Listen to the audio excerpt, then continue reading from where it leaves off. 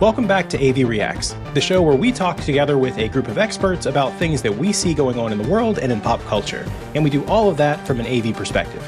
I'm your host, Leon Prather, and today we're going to be talking about a topic that has definitely dominated the cultural landscape for a while now, I think, and that's artificial intelligence.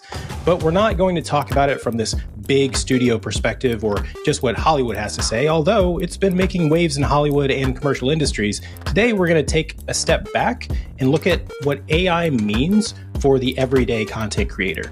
So joining me today is actually someone I've been aching to talk to for about 3 months now. That's because she's recently joined our digital media team here at our company, and that is Paula Lamkins, who is a motion graphics designer and animator. Paula, thanks so much for joining us today. My pleasure. It's going to be fun. It is going to be fun. True story, our producer, Noreen, had said when I told him I wanted to talk about AI and react to different things going on with that, yours was the first name he came up with. And he said, and I quote, "It'll be really fun to have Leon and Paula talk about this. Leon needs to talk to Paula." And I went, great. I haven't met Paula yet, so here we are. And it's a pleasure. And it's going to be so much fun to talk about something that is so on top of mind. I love it. Now, for you, I'd love to hear, and for our audience to hear a little bit more about you, because a lot of them haven't yet met you. Can you explain to people what it is that you do today? I am primarily part of the educational team. AVIXA's got a mission of helping AV professionals enhance their skills, keep their skills up, learn new things. And so the courses that we offer are all designed by someone, written by experts, and then we have to put it into a visual form. That's where I come in. That's my job, to make it engaging enough visually that we don't lose people in the weeds of all the technical stuff. So I really enjoy trying to make something that is so technical be a little more entertaining at the same time. Got it. And that is honestly what we like to do it on this podcast as well. Take the technical, break it down a little bit, make it something that's approachable as well. A lot of times we think that the technology just gets insanely complicated, and truth be told, it can if we really get into the nuts and bolts. But ultimately, the outcomes are, generally speaking, pretty simple to understand, I think. So let's go ahead and break this down and get into the topic of AI today. The reason we're talking about this in particular is the fact that AI is here. AI is here. It is here to stay. Artificial intelligence has definitely been making waves in Hollywood, as I mentioned. We've talked about that on this show before. It's also making waves in the commercial space due to the promise, essentially, and implications that it has for the world of content production and storytelling, right? And when we see machine-generated images like the ones that we see online when Project Sora or someone else decides to say, hey, look at this fantastic thing that you can do with our generative AI, like this dog here, one of my favorites. This dog is just walking along a path that honestly no dog would probably ever do, but it looks so darn cute. When we see machine-generated images like this and video that looks like this, we're all, generally speaking, we end up being genuinely amazed by how far the technology has come.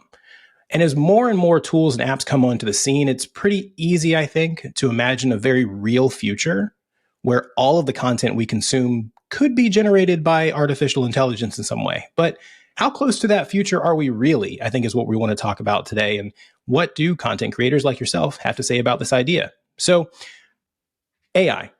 Generative AI. Paula, can you help us break down what does this mean if we say generative AI?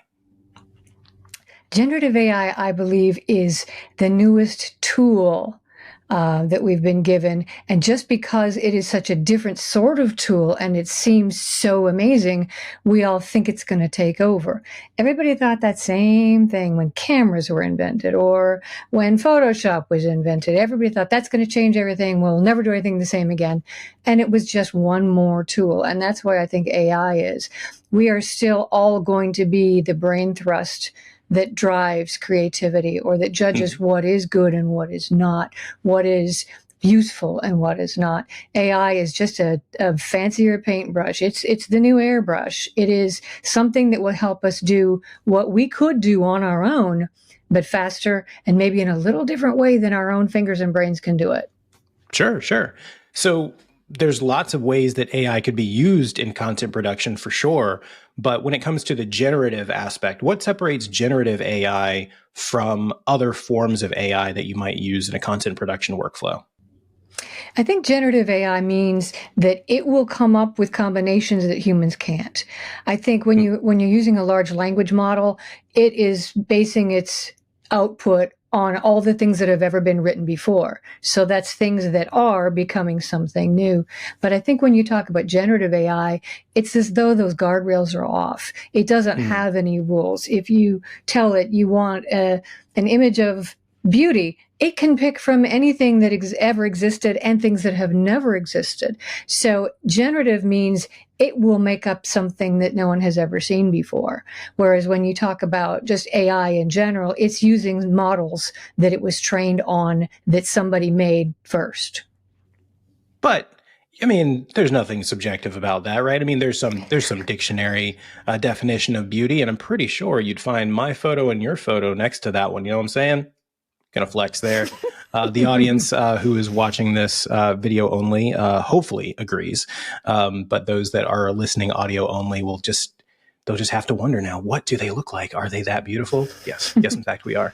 Anyway, why do we think that generative AI has become such a big deal right now? Like, so projects like Sora, you and I talked about that. That's definitely been on the tip of people's tongues lately, especially on social media. OpenAI, the company that came up with ChatGPT, has put out this promise, this forecast of where we think we can go with text-generated video. Why does that represent such a potential big idea for a content creator? I think it's so huge because it hit us like a very big wave all of a sudden. Previously, all the changes in technology kind of came in dribs and drabs. Photoshop been around for 20 years. We would get, better tools, newer tools, things that could do stuff. But it came over a long period of time. This came like a giant wave all at once, and it just knocked us off our feet. And that's why it seems so overwhelming. And it is, because it's going to take us more time than I think we even anticipate to learn how to work with it. Its modalities of working are different than anything we've ever learned. So even though we can make exactly everything that like Sora can make, we can do it using 3D and CG and all those things. And we can make those things very, very controlled, very realistic. We can model someone's face with all 200 muscles and make sure that it's perfect. And there are people who are so good at it, you cannot tell that it's not real. But at this point, even Sora cannot make something that is indistinguishable from reality. We still know that it's AI because it's not quite there yet. But just the way that it was designed to work is so alien to anything that we've known previously. We have to learn a whole new language just to make it work. And so it's overwhelming, not only what can it do, but am I ever going to figure this out? And how is it going to work for me at my level? Assuming that you know everything, that you get to the point where you're like, I am the expert. If we want to call this section of our conversation the section about wizards and wands, that you become the Gandalf essentially of AI or generative AI for video creation or content creation. If there's no barrier now to entry, what represents for you in your work as an animator, as a designer? What does the future promise of generative AI look like for you as a content creator in your workflow that you can imagine in the future? I think as an artist, all of us still have the arrogance to believe that the view we have in our head is still the best one. And so there's a reluctance to give up complete creative control to another entity. So we may ask it for ideas, But I think in the end, the final decision-making process on what is this thing going to create will still come from a person's heart and soul. So for me, I don't think I would ever say, make me a character that's never been seen before, that's going to do things that we don't know how to do in our world full of the physics that we require of it. I don't think I would ever find satisfaction in that, because then it's not mine. I think what AI is good at for the way I work, and maybe just like every other garden variety content producer there is, first of all, we have to crank out stuff all day, every day. You just gotta go. And so you need something that's going to be useful, but touch people's hearts. But at the same time, you want it to be somehow familiar so that it resonates. And I think that there's a time and a place for work that is so unreal that we've never encountered anything like it, like experiences, AR experiences or immersive. Those kinds of things are the place for that gee whiz factor. But for your average everyday content creator who's making either, a spot for a local retailer, or you're making a campaign for somebody, you still need things that are applicable, useful, and that resonate. And we still don't want to give up our own thing that we see in our head. At least I don't.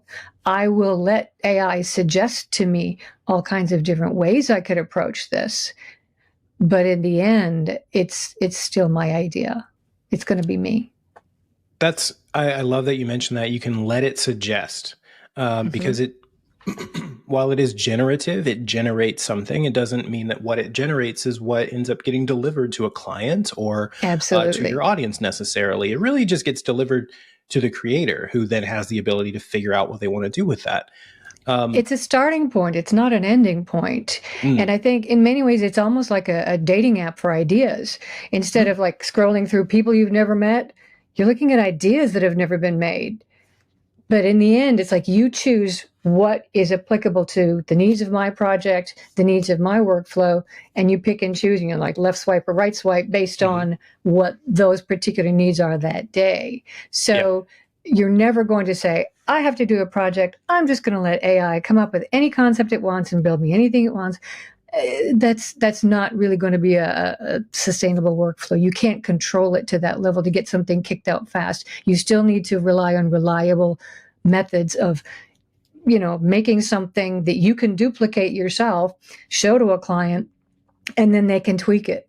Because a lot of times if you ask AI to make something completely, it made it. I don't know how it made it. I can't tweak it. So, because if I asked it to prompt again, it'll give me something completely different.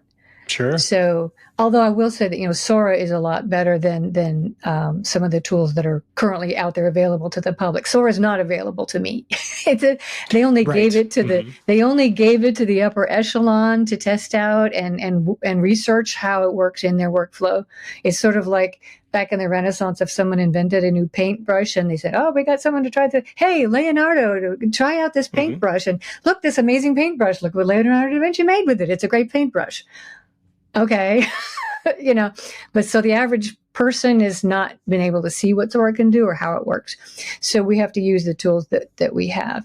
And to date, they haven't been stable enough that you can come up with an idea and make it stick for a full 30 seconds or a full minute or anything longer than that, because it tends to wander. It's very inconsistent. I know Sora seems to have a lot of that confined a little, but still, it's going to be really hard to maintain that for a long period of time. Sure. So one of the things that I think is interesting coming from this conversation, because AI is being talked about everywhere, and the wow of what it can do is certainly what you hear more of. We've not really talked about the idea of sort of how it works. And you've mentioned the idea of upfront cost and sort of the runway between where we are right now and where we think we could go. It's always interesting to me. I'm a tech geek, obviously. Why would I do this if I wasn't? I watch giant keynotes for big product launches. I read the news about when a company does this or does that. And it is always really funny to me, coming from a tech perspective, from a design and install perspective, and then also because of being a performer, you see the instruments behind me. I think about this idea of what went on before you hit the stage. And not to be poo-pooing on anybody's presentations, but you brought up a good point that there's only a small number of folks who have been able to get their hands on some of these really bleeding edge, cutting edge tools. So they're showing us a glimpse of a world that looks great without a promise necessarily of how fast we get there, but it gets your mind thinking to say, I bet I could get there quickly. I'm actually reminded of a former coworker of mine who had small children. And I remember he was so sort of saddened as a father for a moment when his kids said to him, "Hey, Dad, you know what I want to do when I grow up?" Which is a great thing to hear your kid talk to you about. They said, "I'm going to be a YouTuber." Mm-hmm. And he wasn't upset that they wanted to be a YouTuber. It was where they were coming from was they just thought, oh, making content, just like putting a camera in front of myself, it's just easy. It's just easy. I'm looking for the easy way out. I'm not saying that everyone who does that thinks that, but he knew that his kids were in that particular case. And so what that makes me think of is this idea that you put this out and you say, man, look what I could do. And you then start to go, oh yeah, I could totally do that. But you don't have a sense necessarily of what the cost is. So not to scare the audience here, but I think it's really good to mention for anyone that wants to get involved in using these kinds of tools, those that are available today. I'd love to hear some of the ones that you're thinking about as well. Mm-hmm. What are the things that you might need to budget for when it comes to the cost of leveraging that technology, even from the standpoint of today, whether it be time to learn, maybe some money, maybe some different tech, different things. In generative, we're basically talking about putting in text, but like you've mentioned this before, that there's some nuance, right? So we'll move here into this section here about like, let's get real. Let's talk real world application here. If I'm prompting something with text, what's some advice you might give for someone that wants to use generative AI based on language models, like maybe where they want to start? I think it all depends on what level you need, what production level you need. If you just want to make a really cute animated cartoon about your child's pet turtle, and it doesn't have to go anywhere and earn anybody any revenue, there are lots of free ways to get your toe into the water and do that. And they have relatively low learning curves in terms of you can prompt with regular language because you're not needing to get out a very, very, very specific output. For people who are using the high-end stuff, like if you're using Midjourney to get a very specific image that you're going to then put into, say, Sora someday, but for now it's Runway that you put in, there are really technical ways of phrasing it and really technical parameters that you have to give it. If you want a very specific look, you have to really be an expert in your field to know that I would like this to look like it was shot on this camera. I'm going to use this lens. It is this time of day. The angle of, my aperture is this. And that's just the tech part about that. Then you have to describe your scene in terms of, I want, a wide angle shot, or I want a low angle shot. What angle do I want? The prompts can get very, very, very specific, and they can be as long as your arm by the time you get done. Aspect ratio of my output, all those things you can specify, or you can use a more entry-level friendly bit and just say, make me a turtle.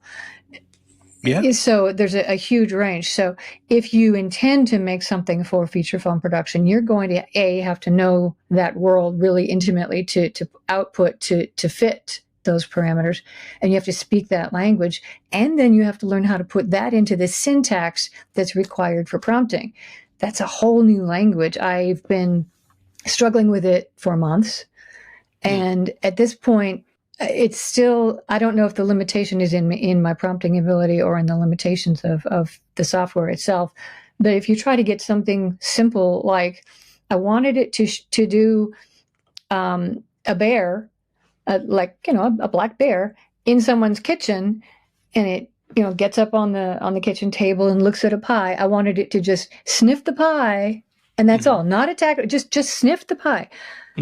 I couldn't direct I got the bear image on, the image was made beautifully in Midjourney, thank you, put it into Runway, and it could not understand what I wanted it to do, because to the software, that's not a bear, it's a collection of pixels that it made. And so it doesn't behave in the way that we understand a bear would behave. So if I say, this is the bear, I would like it to lower its head, look at the pie, sniff the pie. Can't do it because it doesn't see it as a bear. And what it eventually did was I had to force it using the brush tools where you brush over the head and force it down. It's like, I want you to go look down here. What it did was it kind of melted the bear's face so it looked like an anteater. And so just controlling simple motions are harder than we think, because we look at the output of things that people have made that are experts and they were successful at this thing, and they're showing us the bright shiny thing that they made, but we didn't see the 400 iterations that came before it where the bear's face melted. So I worry that we're getting a kind of really, really rosy picture of what all this can do, when it might be that when we want to get a specific thing out of it, it would take less time to go out, hire a crew, and shoot the thing than it would be to prompt it to give us that exact thing. Yeah. So there's going to be a huge gap between what we want it to do and what it can do. In some ways, we're still going to be way better off. In some ways, we're still going to be way better off using the traditional CG methods that we can control minutely, that we're good at and we're used to, and people are used to seeing it. But when you start seeing an AI-generated image where you try to animate something with AI, it gets that kind of watery, floaty thing. You don't get motions that go, you'll get it to go, So there's going to be a long gap. So until those things are more controllable, I think in the average everyday workflow, it's not going to be that helpful for end production. Pre-production, heck yeah. Use it all the time. But, so that, okay. I was going to say that one of the things that you're making me think about is this idea, again, I'm a geek about a lot of things, I suppose, but definitely a production geek. And I think there's a kind of an exciting promise or a possibility that has nothing to do with the tech doing a thing, but the idea of skill building that it can potentially be a tool for. So you're talking about the fact that the computer, or I'll just call it the machine doesn't know that it doesn't feel like it's super complicated to make a bear in a kitchen. It doesn't even know that it's a bear. It's seeing ones and zeros. It's thinking of pixels. It's thinking of this kind of thing. Us as the humans are doing the interpretation of all of the things that we're seeing, and we're applying value to it. The computer's not. Right. But it makes me think about directing. Like when you're directing a performance from an actor, from a singer, from a musician, from an artist, when you're directing, the difference between good output and bad output isn't so much who you're directing. Sometimes it's actually the director and how well you're able to give the instruction for that human. And it's the same thing with machines. So Absolutely. While language is definitely something that we all have sort of more or less in common to an extent, the language that the machine needs is going to be specific, and maybe just as specific as it would be to talk to an animator like yourself. But we may have to just recognize that in order to go from the difference between, this clip here that I talked to you about earlier, like my favorite, this golden retrievers playing in snow clip from Sora. This is beautiful. This looks cinematic. This is awesome. But depending on the way that I prompt Sora, I may get this, or I may get something that's a little bit more like, something my 6-year-old niece might have drawn on my refrigerator. Right. and there's a time and a place for that, but I have to know what I'm trying to get out of it. So, but I love that you're mentioning this idea of pre-production and thinking about this idea of the skill set expansion. that if I wanted to learn how to direct a machine, this is a skill I can really learn to leverage that. But what are some ways in pre-production that we can use generative AI today, right now, with where things are right now, that you think is valuable for people to hear about? That's a good question. I think one of the ways that as artists, when we have the equivalent of the blank page syndrome, that writers get, or you're saying at the blank page, you get, when anything is possible, nothing is possible. There's too many options. So we go to websites like Behance or Pinterest, and we scroll through images that other people have made to see, oh, what have they done? Is there anything in here that sparks my creative juices and makes me go, oh yeah, and I put that together with that, and that's been part of our creative process. Now we just have a new category of things that we can browse through. Instead of looking through, I'm going to look through all the motion design, or I'm going to look through all the branding design, I'm going to look through all the animation design. Now I'm going to look through all the things that a machine made to see what its take is.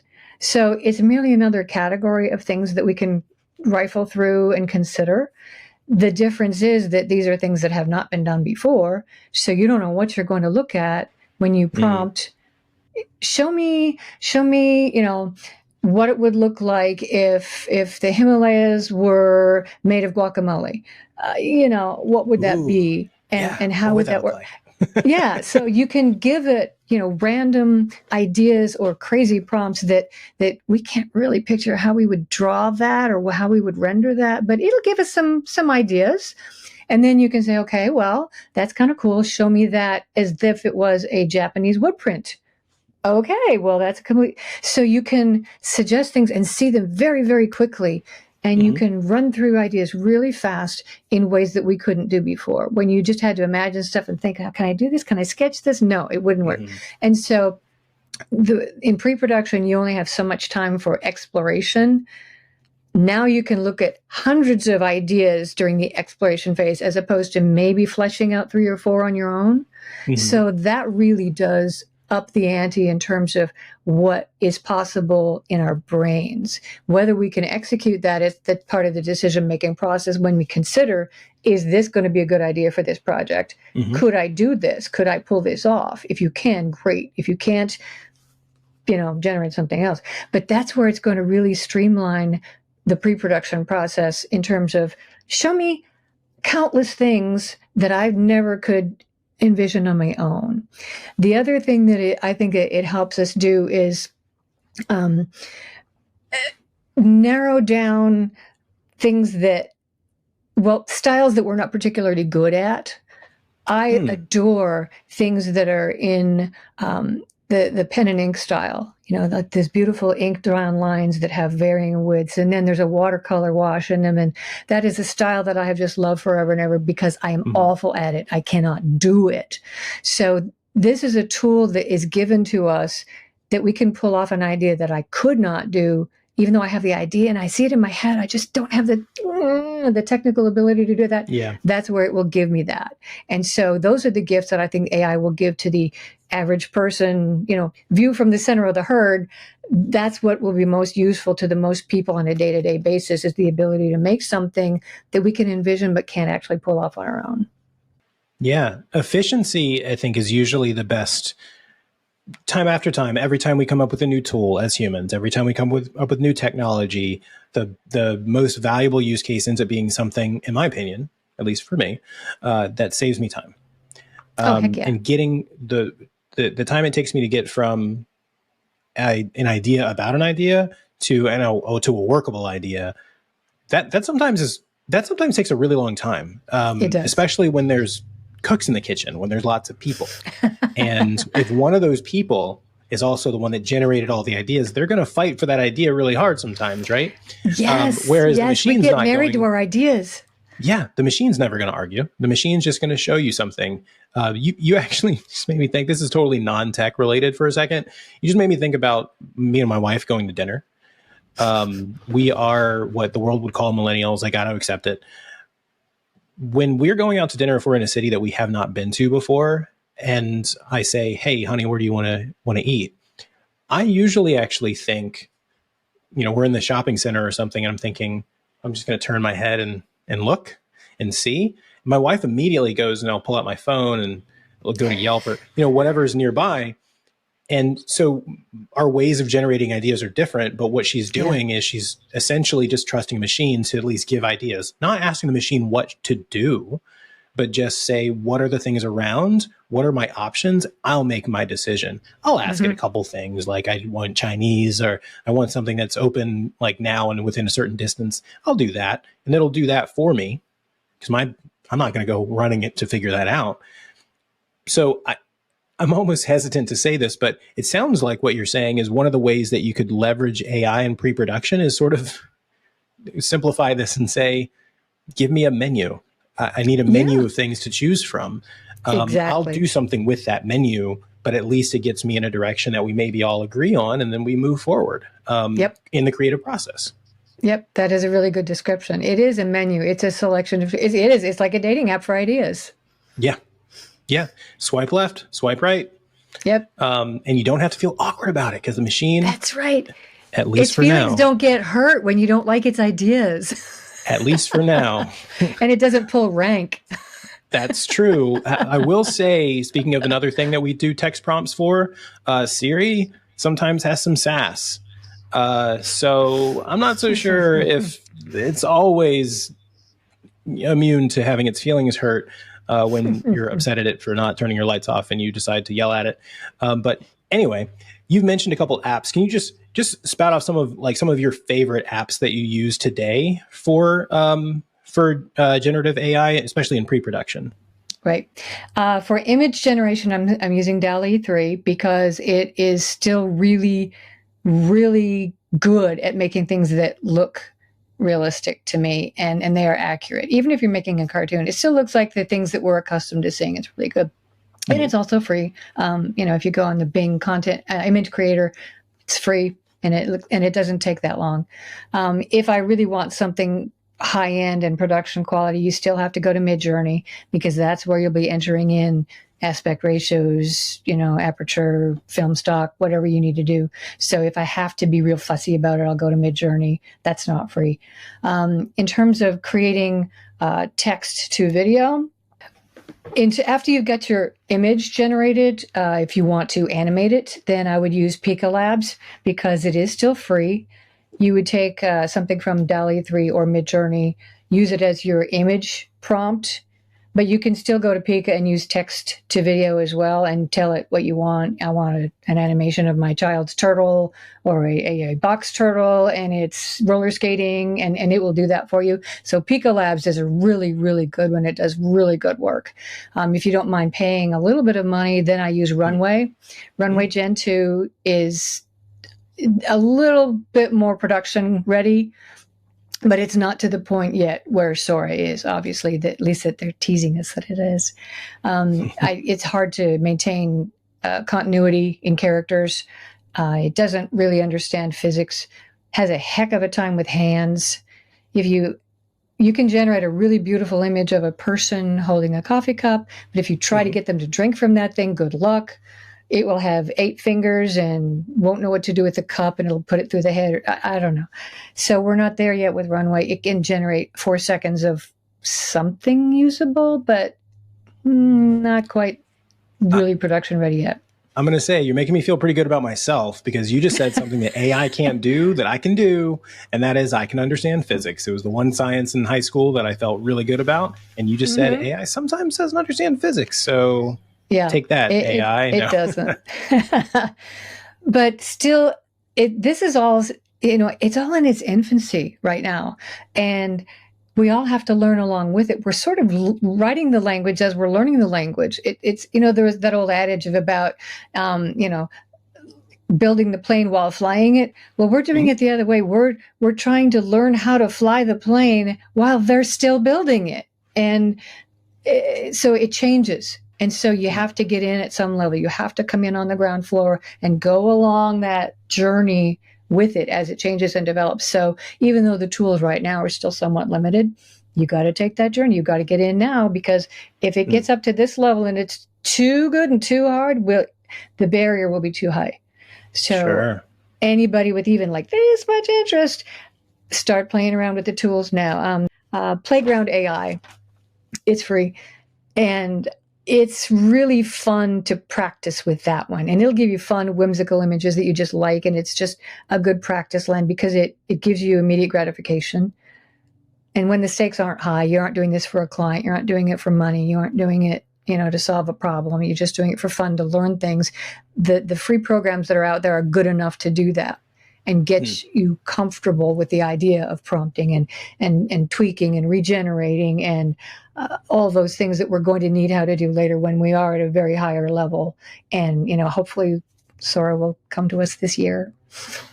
Yeah, hopefully by the time it comes to us, it is Sora and not Skynet. I mean, like we said at the top of the episode, we know that there are people that are afraid of it. But I think your perspective on this is great, that we need to be realistic about it. But at the same time, recognize that it makes sense to get on the ground floor too. If you're a person out there, I would say to anyone in their audience that's even thinking about, well, what if I don't want AI to do certain things? Maybe it makes sense to just get in on the ground floor and start to shape what happens with it by doing things with it. Right. But we don't trust things that we don't know or understand. So just, get to know and understand it and then decide if you trust it or not. I like that. And possibly in closing, I think I'll go ahead and ask, you've just made me think, I need to say that I probably don't need to worry, I guess, about AI taking my job as a podcast host. Maybe that's not in the future. I don't think you need to worry about it because nobody could possibly prompt anything to be Leon. Oh, Paula, you have to come back. You have to come back. The audience, I'm sure, is thinking the same thing. Is that you just have to come back because that was so sweet.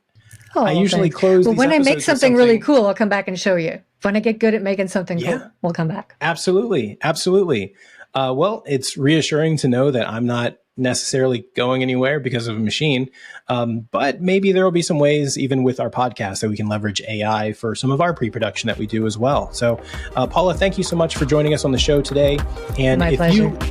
we loved having you here. If you loved this episode, which hopefully you did, you'll hopefully press the buttons that are associated with your podcast player of choice on YouTube, on AVIXA TV, on any of those things to let us know that you liked it by smashing the like button. You can also find more of this content on AVIXA TV and also on YouTube and basically wherever you can find podcasts. If you want to hear more, definitely make sure to stay tuned and subscribe. Without further ado, you guys have a great day. Deuces.